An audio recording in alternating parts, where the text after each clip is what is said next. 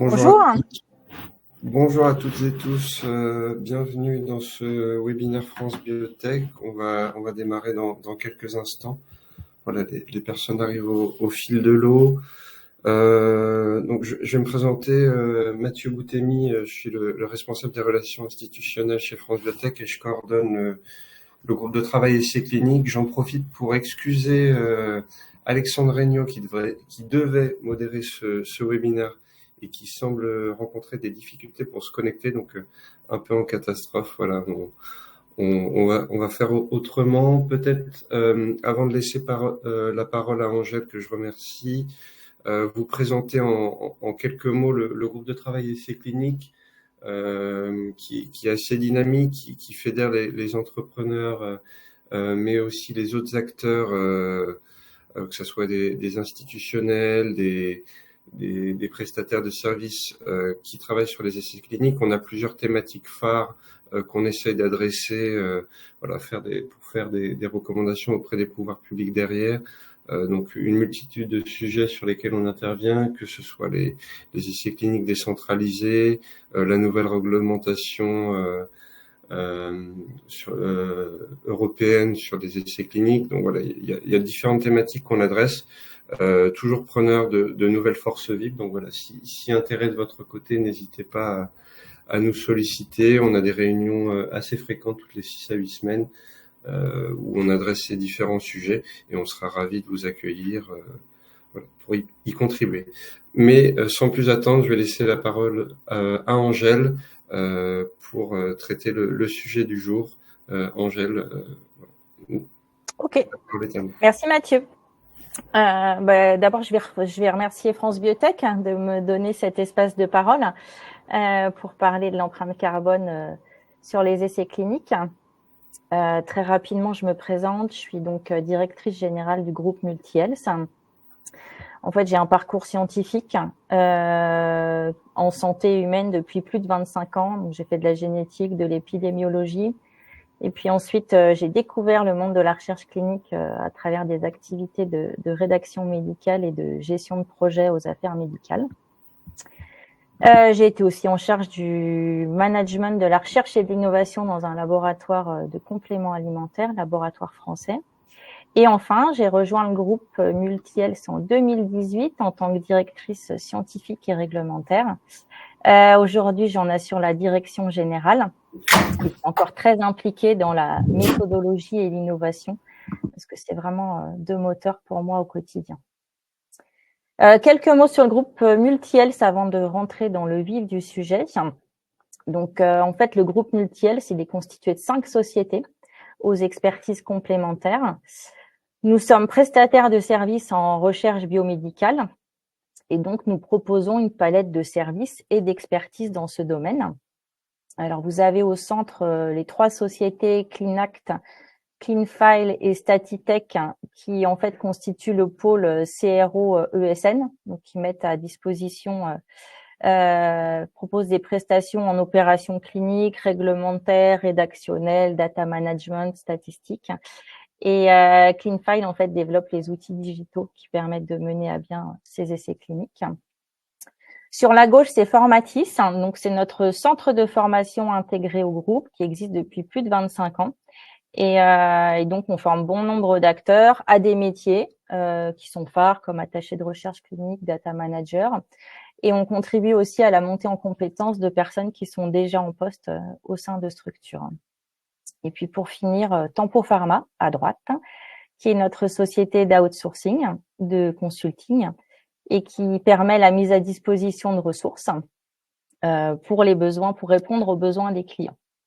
Donc, tous ensemble, en fait, ces 5 sociétés combinées, nous sommes capables de prendre un projet d'essai clinique en charge de A à Z.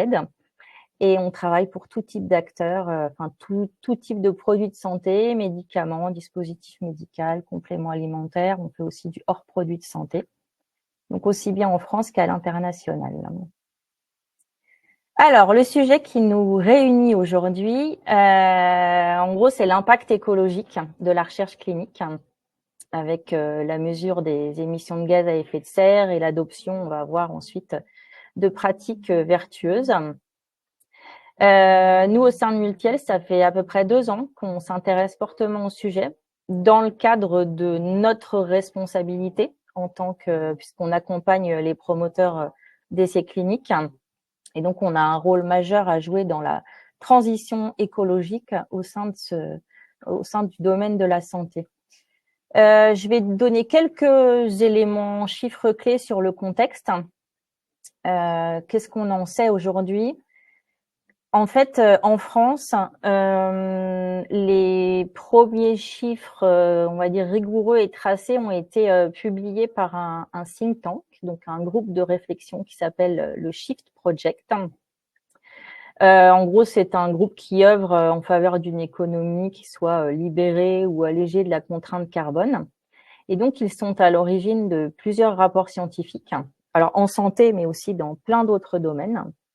Et en santé, le premier rapport a été publié en novembre 2021 et il y a une mise à jour en avril 2023 avec un vrai bilan carbone en fait du secteur complet de la santé. Et ils ont identifié au sein de ce secteur les enjeux énergétiques et climatiques, donc qui sont maintenant clairement connus. Alors, ce qu'on retire de ce rapport, c'est que la santé, à l'échelle du territoire national, ça représente 8% des émissions de gaz à effet de serre. Alors, les 8%, on peut se dire c'est pas beaucoup, mais finalement, on a tous notre part à jouer dans la transition écologique. Et donc, on s'est intéressé à comment, en fait, pouvoir agir dans ce domaine-là. Juste pour préciser, en fait, les émissions de gaz à effet de serre, elles concernent plusieurs gaz à effet de serre, mais le CO2 représente 2 tiers des émissions mondiales. Donc, en fait, l'unité qui a été choisie pour exprimer les bilans carbone, c'est en équivalent CO2, sachant que le CO2 représente une grande partie de ces émissions. Deux illustrations qui sont issues du rapport. Donc, les 8%, là, le poids des 8%, c'est 49 millions de tonnes de CO2 équivalent. Donc, pris comme ça représente pas grand-chose. Enfin, ça a du poids, mais peut-être que dans votre tête, c'est compliqué à représenter. J'ai l'habitude de dire qu'une tonne CO2 équivalent, c'est un aller-retour en avion Paris-New York. C'est en gros le mètre étalon de la tonne CO2. Donc en classe économique, en vol standard. Et l'autre repère que j'ai, c'est qu'une tonne de CO2 équivalent, c'est la consommation électrique d'un foyer français sur une période de 3 ans et demi. Donc voilà, ça donne quelques repères pour se rendre compte de ce que ça représente. Donc 49 millions de tonnes de CO2, dont 50% en fait sont liés à la fabrication et l'achat de médicaments ou dispositifs médicaux. Donc ça représente une grosse partie. Et c'est pas notre sujet. Mais c'est pris en charge par d'autres groupes. Et puis à droite, on voit en fait en fonction de la nature des acteurs ou des établissements de santé comment ils contribuent à ce bilan carbone, avec 38% qui sont donc émis par les établissements hospitaliers, 23% par la médecine de ville. Donc ça, c'est pour donner des grands repères. Donc ça, c'est dans la santé en général. Ensuite, qu'est-ce qu'il existe en recherche clinique? Parce que c'est une partie de la santé. Donc les premiers chiffres, en fait, sont arrivés, ou les premières études publiées sont arrivées du Royaume-Uni, qui est vraiment un pays précurseur en matière de politique, en fait, de décarbonation de la santé. Donc là, c'est un audit, ils ont appelé ça audit carbone, qui a été réalisé sur une étude clinique qui s'appelait CRASH. Donc c'est après sa réalisation, ça a été fait en rétrospectif. Donc CRASH, c'est une étude qui s'intéressait à l'impact des corticostéroïdes après un traumatisme crânien qui a concerné 10 000 adultes. Et en fait, toutes les activités réalisées dans le cadre de cet essai clinique ont été converties en émissions de gaz à effet de serre. Et au cours de ce travail qui a été réalisé, en fait, les auteurs ont catégorisé les postes qui étaient émetteurs de CO2.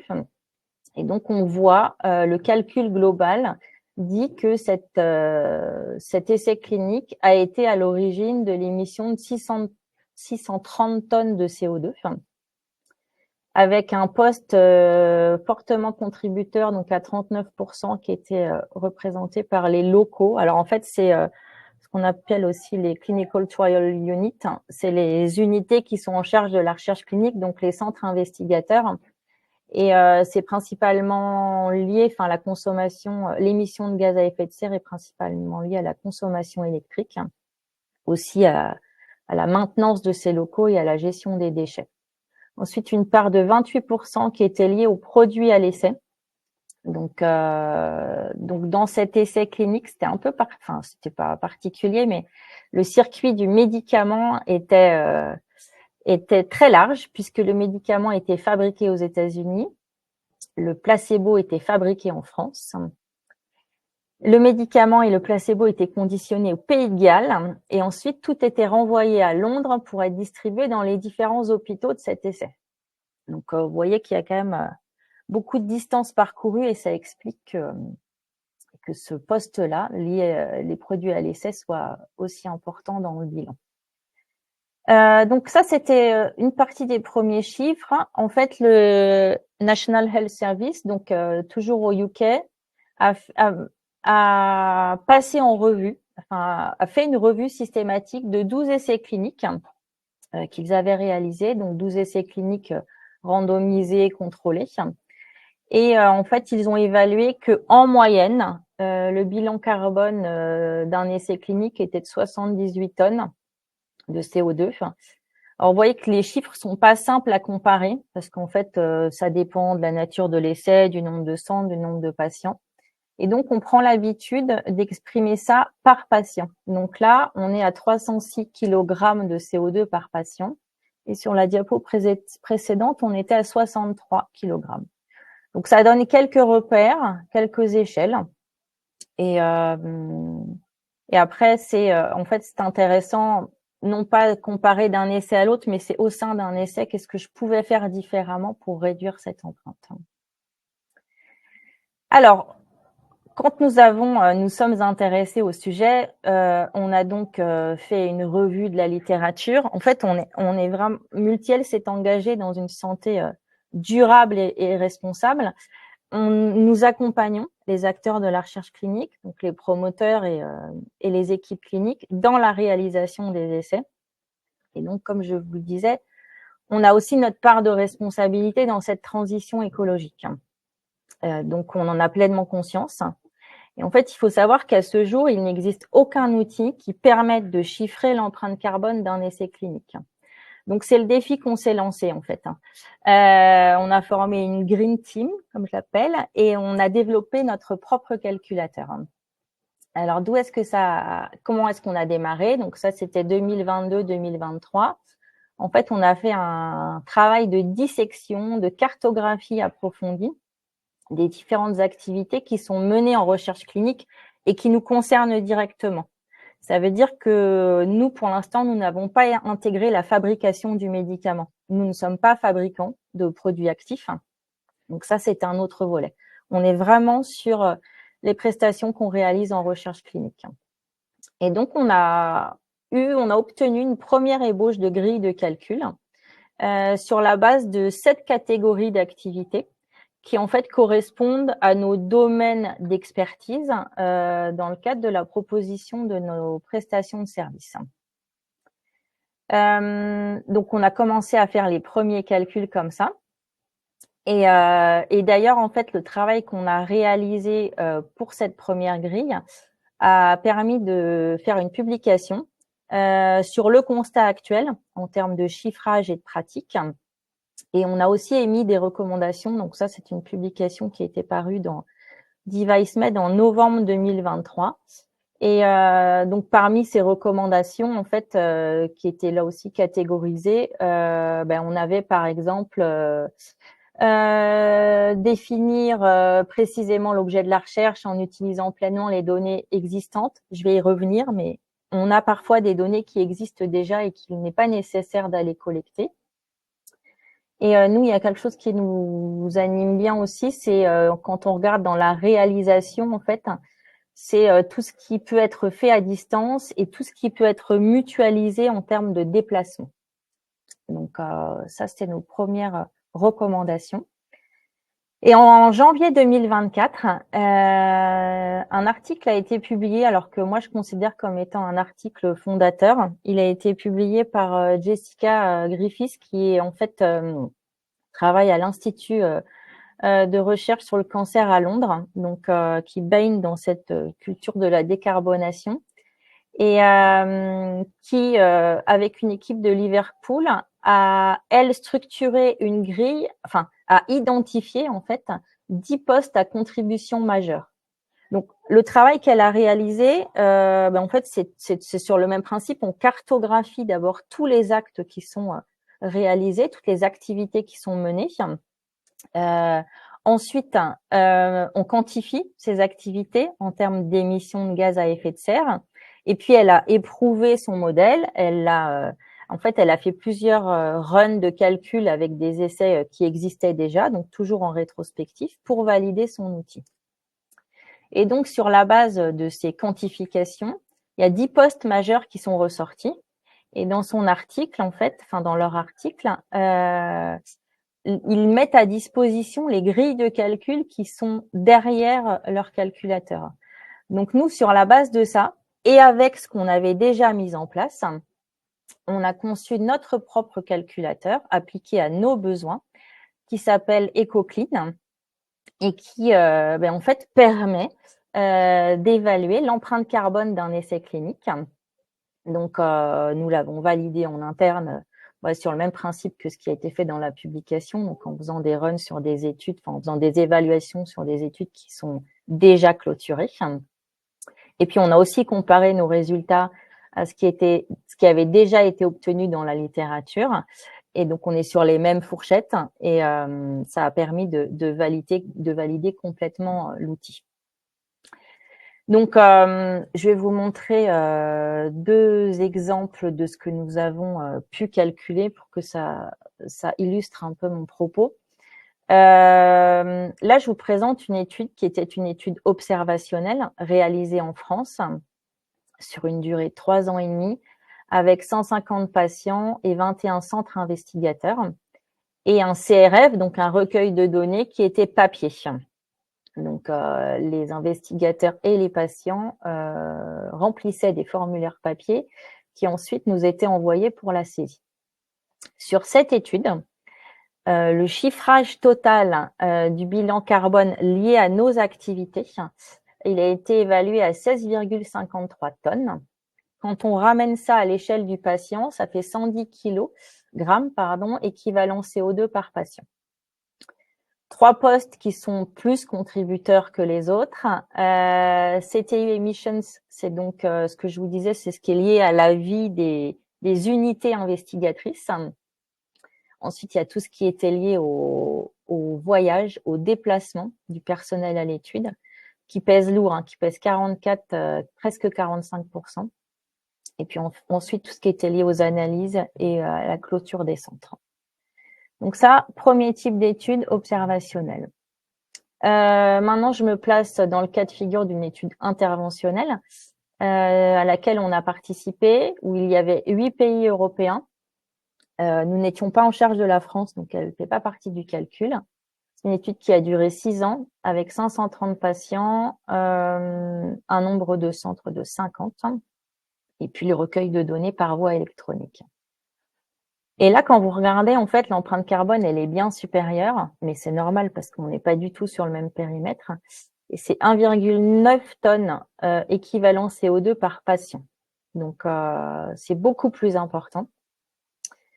Le poste qui pèse vraiment très lourd dans ce bilan carbone, c'était tout ce qui était lié aux évaluations où il menait chez le patient.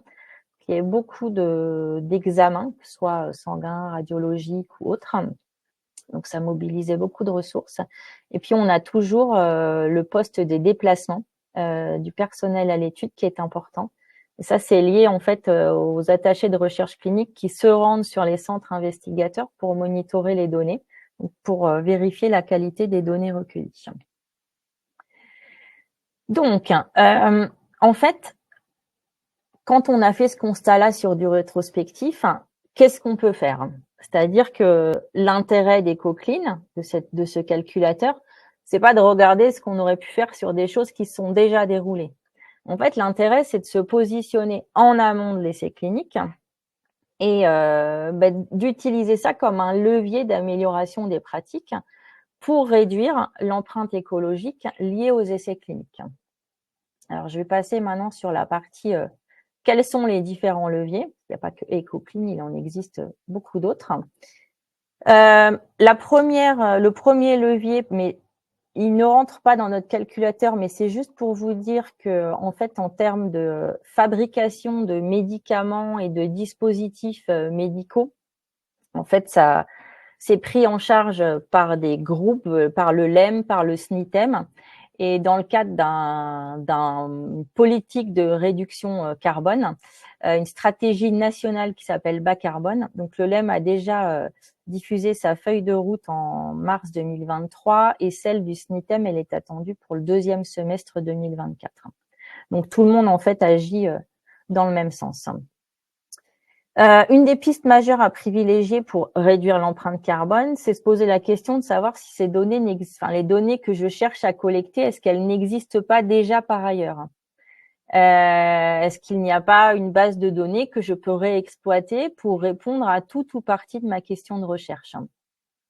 Donc ça, j'en parle parce que c'est aussi une pratique qui est encouragée par la HAS, notamment dans le cadre des études de vie réelle, c'est la réexploitation de données, donc qu'on appelle données secondaires. Donc il faut vraiment se poser la question avant de démarrer, de savoir si je peux pas aller chercher une partie des données ailleurs. Ensuite, je vais revenir sur un des chiffrages qu'on avait fait donc sur l'étude interventionnelle. On voit que les deux postes là qui pèsent le plus lourd, en fait, on pourrait y répondre, enfin, on pourrait les traiter différemment, grâce notamment à la dématérialisation, donc le fait de pouvoir faire des choses à distance parce que outils digitaux ou pratiques numériques. Tout ce qui est lié au déplacement des patients, mais en fait, on pourrait agir avec la décentralisation, donc le fait d'amener en fait une partie des visites ou une partie des examens au plus près du patient, notamment en s'appuyant sur des réseaux de fournisseurs de soins de santé locaux. Et puis, il y a un volet sur le trial staff sur lequel je reviendrai tout à l'heure, puisque la formation est également un des leviers pour améliorer les pratiques.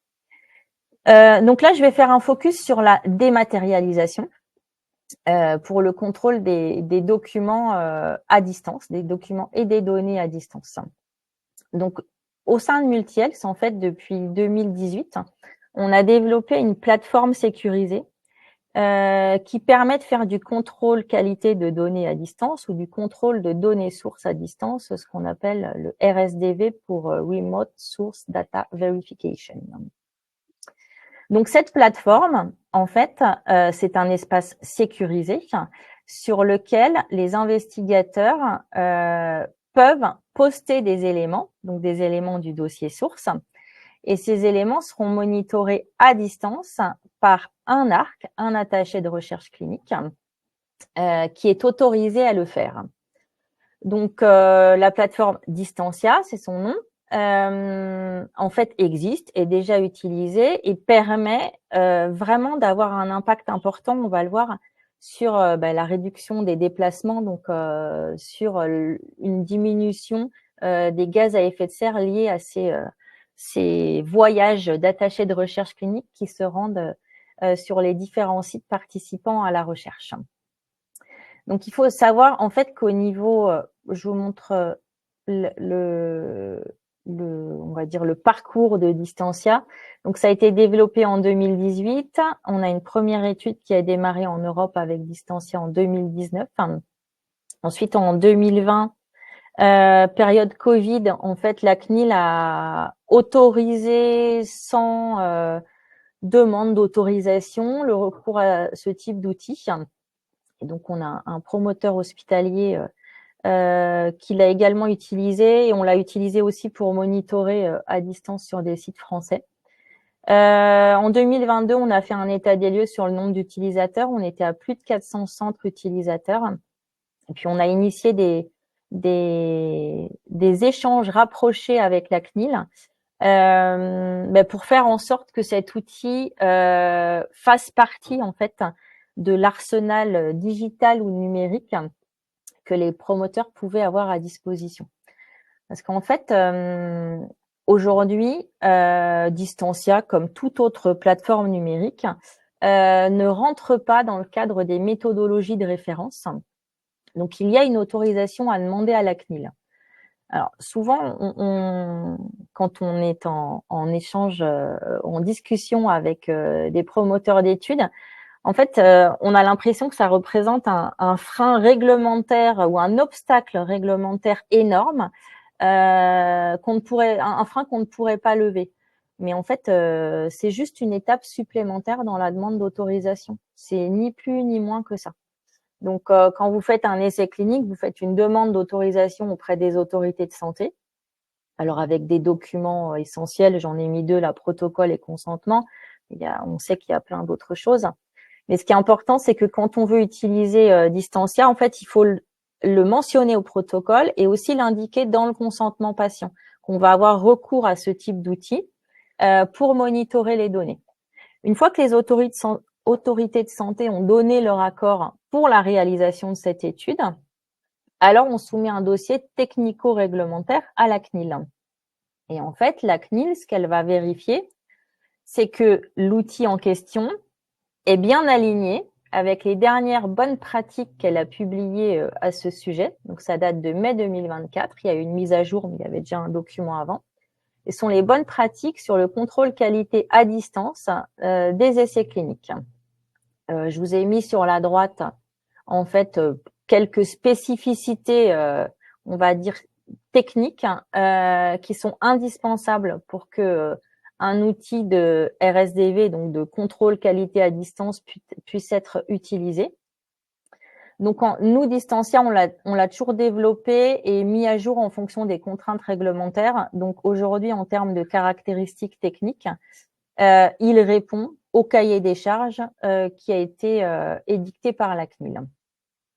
Donc, on soumet en fait ce dossier technico-réglementaire à la CNIL.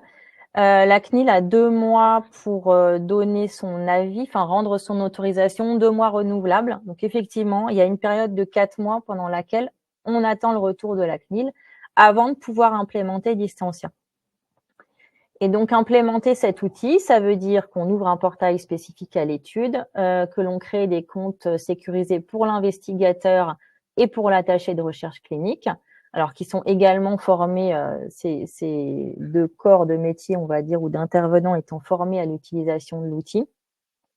Donc à la fois formés sur ses aspects sécuritaires et aussi sur son utilisation, mais qui au demeurant est très simple parce qu'en fait c'est un outil qui est en ligne et qui fonctionne comme plein d'autres types d'outils numériques. Donc c'est assez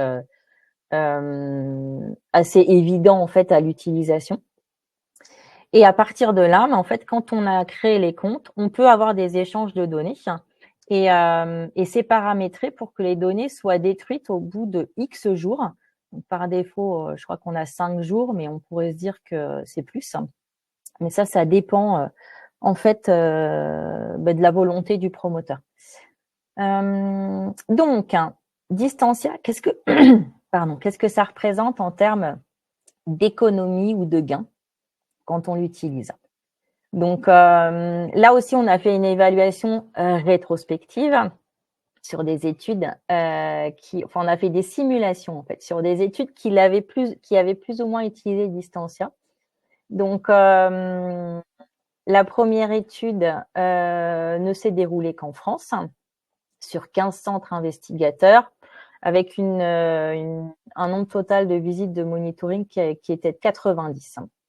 Donc en fait, vous avez le budget total de cette étude nous, enfin, ce que ça représentait chez nous en termes de prestations de services est à peu près 135 000 euros. Et quand on utilise Distantia pour 50% des sites, ça permet de réduire le budget à 118. Et en fait, quand on le passe à 100% quand ça concerne 100% des sites, on fait une réduction budgétaire de 37%, ce qui est quand même pas négligeable.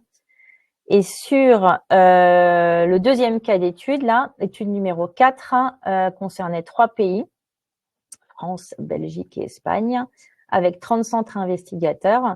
Et quand on calcule en fait ce que ça apporte comme gain financier d'utiliser Distantia, on arrive à une réduction budgétaire de 51%. Donc, tout le monde sait que les essais cliniques coûtent cher, mais en gros, si on raccroche ça à notre sujet du jour, l'impact carbone, qu'est-ce que ça apporte d'utiliser cette plateforme à distance? On a calculé la réduction de l'empreinte carbone, elle est de 20% sur la première étude et elle est de 38% sur la deuxième étude. Donc c'est non seulement intéressant au niveau budgétaire, mais ça préserve aussi, ça contribue à préserver les ressources de la planète. Donc voilà, ça va dans le bon sens et c'est un des leviers pour réduire l'empreinte carbone. Oui, c'est sorti aujourd'hui. J'ai mis coming soon, mais en fait, j'ai écrit un papier dans DeviceMed sur est-ce que dématérialiser, c'est-à-dire est-ce que numériser, ça a vraiment du sens ou pas? Parce qu'on sait que les data centers sont aussi très consommateurs en énergie. Et donc, on peut se demander l'un dans l'autre, est-ce que c'est vraiment intéressant de dématérialiser? La réponse est oui. Et en fait, les data centers demandent de l'énergie pour refroidir les systèmes. Mais ça aussi, c'est en train d'évoluer. Il y a l'utilisation d'énergie renouvelable qui fait baisser la facture énergétique. Et finalement, quand on compare par rapport au déplacement des arcs sur site, en fait, il n'y a pas photo. La dématérialisation est vraiment un des leviers pour réduire l'empreinte carbone. Et je vais terminer en rappelant que dans ces leviers, en fait, ou dans ces pistes majeures à privilégier, intégrer la dimension écologique de l'essai dès sa conception, pour moi, ça devrait maintenant faire partie des méthodologies habituelles. Donc, c'est-à-dire qu'un promoteur se pose la question de savoir comment il peut avoir moins d'impact en fait sur la planète tout en réalisant l'essai, c'est-à-dire dans l'intérêt du patient, parce que quand on fait des essais cliniques, c'est pour amener des nouvelles solutions thérapeutiques à des patients ou des nouvelles solutions de prise en charge. Donc ça, évidemment, ça reste prioritaire, mais comment je peux prendre soin aussi bien du patient que de la planète? Donc c'est vraiment le rôle que nous, on prend aujourd'hui pour accompagner au mieux les partenaires avec lesquels on travaille. Et puis le dernier point, j'ai abordé très rapidement tout à l'heure la formation. En fait, la capacité d'une équipe à bien gérer l'essai clinique et à la réaliser dans le calendrier imparti, ça a aussi un impact sur les émissions de gaz à effet de serre, puisque on l'a vu, il y a beaucoup de gaz à effet de serre qui sont liés au fonctionnement des unités investigatrices et de l'unité coordinatrice aussi. Donc, avoir du personnel qualifié, c'est extrêmement important. Donc là, en fait, je vous encourage à visiter notre site. On a une nouvelle offre de service qui s'appelle MTH Booking. Et en fait, vous avez un besoin en ressources ou en livrables, vous le déposez sur notre plateforme et on s'engage à vous recontacter sous 48 heures pour répondre à votre besoin. Donc, ça peut être trouver quelqu'un de qualifié pour justement en fait optimiser la réalisation de l'essai. Et sinon, l'autre possibilité, c'est de former ou reformer les personnels à l'étude, et notamment en gestion de projet. Parce que là, on sait qu'il y a le chef de projet, c'est un poste budgétaire important dans la réalisation de l'essai. Et on sait que un chef de projet qui n'est pas efficient. C'est une étude qui va prendre du retard. Et donc, tout délai ou retard va entraîner une prolongation et une consommation supplémentaire, une émission supplémentaire ou des émissions supplémentaires de gaz à effet de serre. Donc, avoir des chefs de projet bien formés, avoir des investigateurs ou des équipes investigatrices qui maîtrisent l'intégralité des bonnes pratiques cliniques, c'est aussi un levier pour améliorer en fait l'empreinte écologique de l'essai clinique. Et c'est ce qu'on propose à travers la société Formatis. Donc là aussi, nouveauté, en fait, on a un nouveau site pour ceux qui connaissaient déjà Formatis. On a un nouveau site internet qui est très fluide dans la recherche et donc vous pouvez aller le consulter et regarder si peut permettre de répondre à vos besoins. Il faut savoir que nos formations sont assurées par des personnes qui sont en poste au sein du groupe Multi-Health. Pour ma part, j'en fais pas mal aussi. Donc, c'est des personnes du métier. C'est pas que de la théorie. En fait, c'est de la théorie mise au service de la pratique. Voilà, écoutez, je vous remercie beaucoup pour l'opportunité qui m'a été donnée de vous présenter le travail que nous avons réalisé au sein du groupe. Je vais juste terminer en disant que à ce jour, je suis allée faire un tour sur le site clintrial.gov. Il y a plus de 450 000 études cliniques qui sont recensées. Donc, c'est vous dire en fait l'impact que l'on pourrait avoir sur l'empreinte carbone tous ensemble en adoptant des pratiques qui soient plus respectueuses de l'environnement. En fait, on pourrait vraiment contribuer à limiter le réchauffement ou le dérèglement climatique.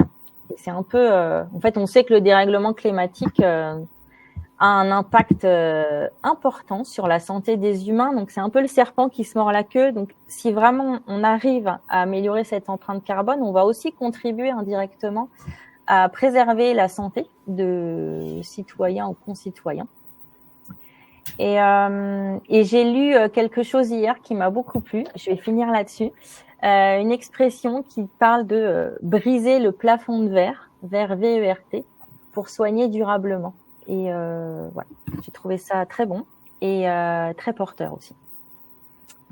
Merci bien. Je pense que je vais répondre aux questions avec Mathieu. Enfin, merci Angèle. Donc effectivement, il y a quelques questions dans le chat à date. N'hésitez pas à les compléter. Il y en avait une de Lucie sur les aspects formation, mais voilà, vous êtes revenu en fin de présentation dessus. Florian qui... Alors, je vais les balayer. Peut-être qu'on peut arrêter le partage d'écran, Mathieu, non ? Je pense qu'il n'y a que vous qui pouvez le faire. Florian, de son côté, souhaitait savoir comment pouvait être mis l'outil à disposition, l'outil sur l'empreinte carbone. Alors, en fait, notre outil, c'est une partie des... alors, il n'est pas libre d'accès, je vois la question de Florent. En fait, c'est un des accompagnements que l'on propose dans le cadre de la définition de la méthodologie des essais cliniques. Donc, en général, on accompagne nos acteurs sur quel est le design le plus approprié, quelle est la taille de la population nécessaire pour démontrer un effet significatif. Et là, on a rajouté, en fait, quel est le poids carbone de mon étude. Parce que pour l'instant, de manière surprenante, aucune instance réglementaire, quand ils donnent les autorisations pour les essais cliniques, aucune instance ne se penche sur cette question-là, de savoir est-ce que c'est bien raisonnable en termes d'émissions de gaz à effet de serre de conduire cette étude. Donc en fait, ce qu'on propose, c'est de le joindre au dossier, de dire que voilà, c'est une activité qui a été réalisée, qu'on est complètement conscient de ce que ça implique. Et que peut-être on a aussi stratégiquement choisi de faire des choses différemment pour réduire cette empreinte, et ça s'explique de cette façon-là. Je vois une question sur quid de l'utilisation de l'intelligence artificielle pour optimiser le recrutement des patients. Alors, moi je veux bien qu'on me donne un petit peu plus de détails, c'est une question de Géraldine. L'intelligence artificielle, ça regroupe beaucoup de choses. Optimiser le recrutement des patients via l'intelligence artificielle, est-ce que ça veut dire aller analyser des bases de données de patients potentiels dans les hôpitaux et cibler des centres investigateurs qui seraient en fait plus à même de répondre aux besoins de l'étude? Ça, c'est fait pendant les phases de faisabilité. Est-ce que ça veut dire utiliser les outils, publier sur des réseaux sociaux qui sont consultés par les patients avec des pushs de posts? Je ne sais pas en fait. J'imagine que l'intelligence artificielle peut permettre d'optimiser le recrutement des patients, mais la question est très large et je n'ai pas une réponse unique. Autre question qui m'a été posée, quelle empreinte carbone pour les phases précliniques versus cliniques en pourcentage? L'empreinte carbone en phase préclinique, je n'ai rien vu sur le sujet dans la littérature. Pour autant, ça doit exister puisque les phases précliniques, c'est ce qui sont les expérimentations qu'on mène avant de passer chez l'homme, donc sur des modèles cellulaires ou chez l'animal. Je dois vous avouer que je suis pas capable de répondre. Maintenant, souvent en préclinique, on a des effectifs beaucoup plus petits qu'en clinique. Ça se passe, on n'a pas besoin d'être répartis sur différents sites investigateurs pour être représentatif. Donc, je pense raisonnablement que l'empreinte carbone, des phases précliniques doit être bien inférieure à celle des phases cliniques.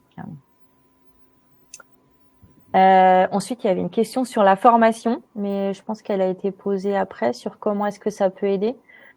Je le redis, mais en fait, avoir du personnel qualifié, sensibiliser aussi à la responsabilité écologique, c'est garantir que le projet, l'essai clinique, va être mené selon le calendrier établi, dans l'enveloppe budgétaire accordée et en ayant conscience de ce que chaque action entraîne au niveau empreinte écologique.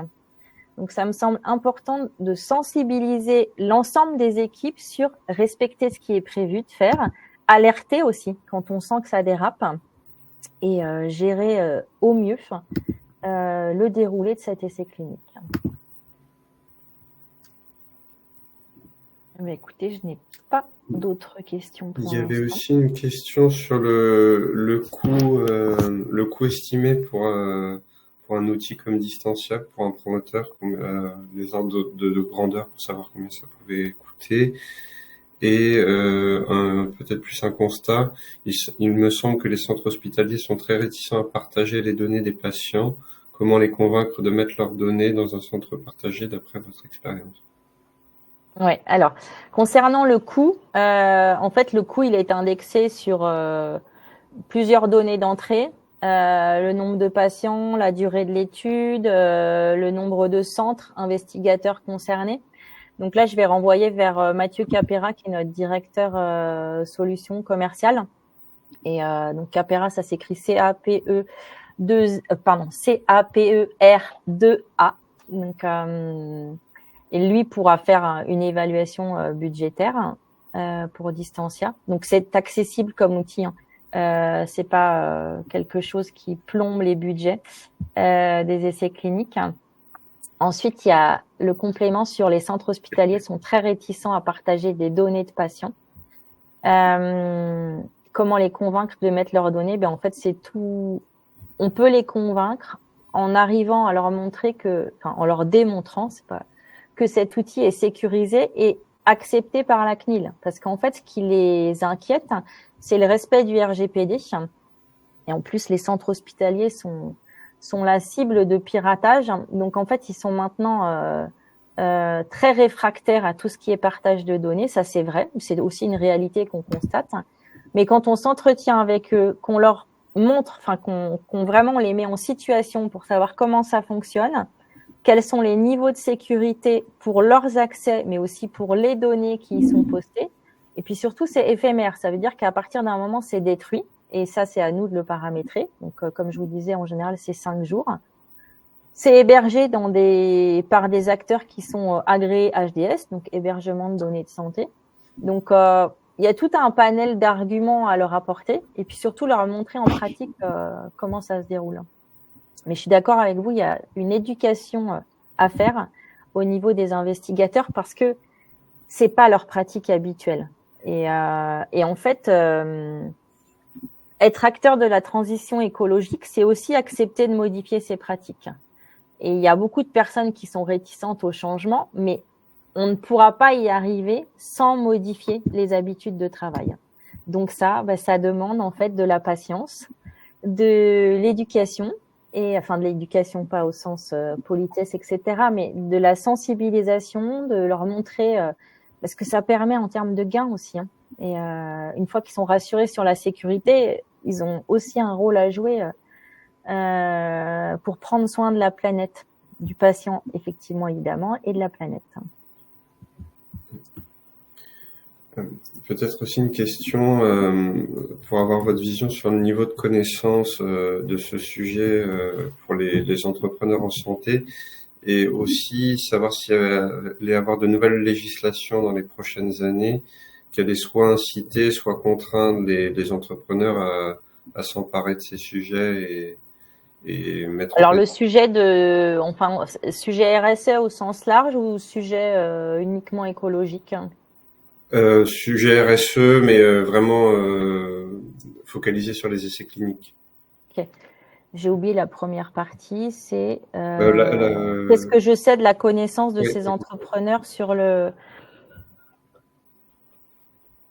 en fait, je pense que l'entrepreneur y est d'autant plus sensibilisé que je sais que dans les montages, dans les business plans et les montages bancaires, ce volet RSE, il est très important. Contrairement à ce que je vous disais aux instances réglementaires en santé qui, pour l'instant, ne s'y intéressent pas beaucoup. Et c'est vraiment général à l'échelle de l'Europe. Mais toute personne qui démarre une entreprise ou une activité, en fait, a cette dimension RSE dans son business plan. Donc, je pense qu'ils sont pleinement sensibilisés. Et nous, on accompagne des acteurs type start-up, biotech, pharma, et fabricants de dispositifs médicaux aussi. Donc, je suis pas à la naissance, à la genèse de l'activité. Donc, je peux pas vous dire vraiment, vous affirmer que tout entrepreneur est sensibilisé, mais je serais surprise du contraire.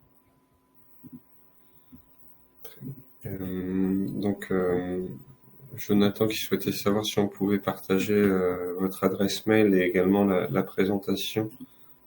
Absolument, c'est fait pour. Je pense Donc, que ça, on vous la transmettra présentation peut être partagée et mes coordonnées peuvent être communiquées. Parfait. Donc ça, on vous transmettra ça avec le replay à l'issue du webinaire. Il y a d'autres remarques qui sont arrivées entre-temps. Alors, j'ai une remarque là. On parle de transition numérique écologique. Il y a un nouveau paradigme à mettre en place avec les tutelles pour réaliser les IC pour ce technique. Un travail, je pense que c'est plus un commentaire et pas une question.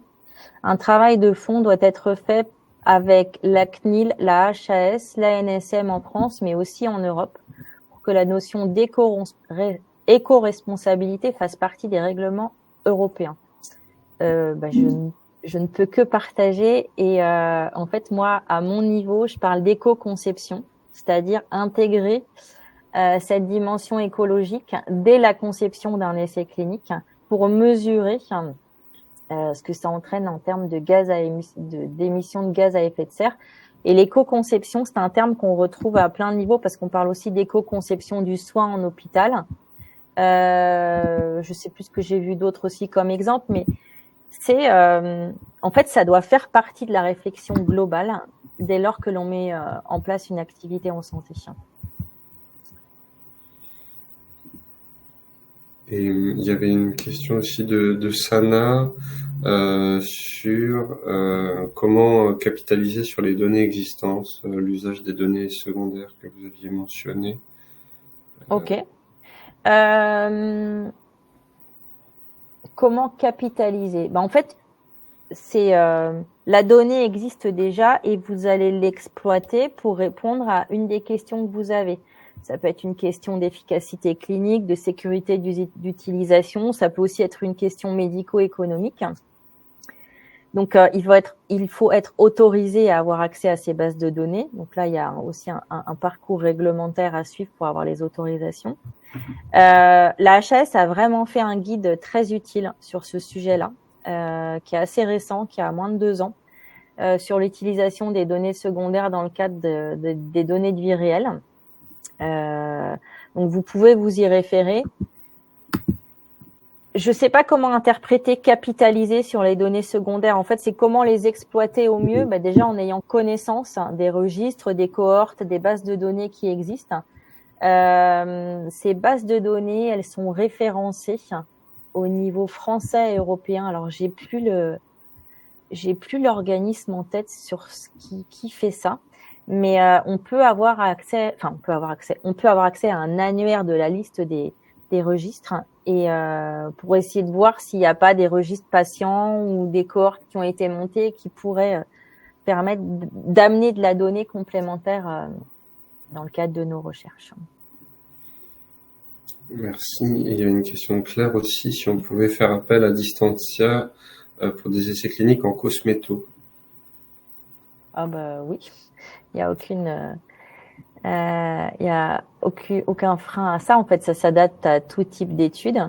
Et j'ai parlé du monitoring des données sources à distance, le fameux RSDV. Mais Distantia permet aussi de faire du RSDE, donc c'est Remote Source Data Entry. Donc, on peut faire de la saisie de données à distance. On peut imaginer qu'un investigateur poste son dossier source sur Distantia et qu'en fait, il n'a pas le temps de remplir l'ICRF parce qu'il a autre chose à faire, parce qu'il n'a pas le personnel pour ça, parce qu'en fait, on a des centres investigateurs qui ne sont pas forcément staffés pour faire toutes les études cliniques qui leur sont, auxquelles ils participent. On sait qu'il y a des problèmes de recrutement, donc on peut aussi parfois manquer de personnel. Mais avec Distantia, on peut missionner en fait un tech à distance qui va faire la saisie dans l'ICRF. Tout ça est tracé, c'est-à-dire qu'il y a une autorisation, que ça répond à des procédures qualité et que les accès qui sont donnés à cette personne qui saisit sont aussi très spécifiques. Donc, on peut faire plein de choses avec Distantia. Et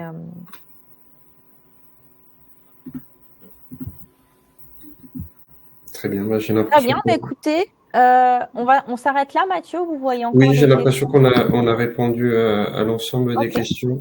Donc, l'occasion pour moi de vous remercier une nouvelle fois, Angèle.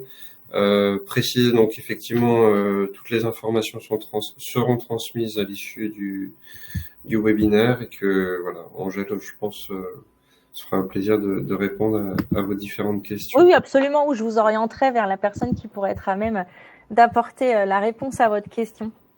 Merci beaucoup. Très bel après-midi à tout le monde. Et puis, au revoir. bel été également. Au revoir.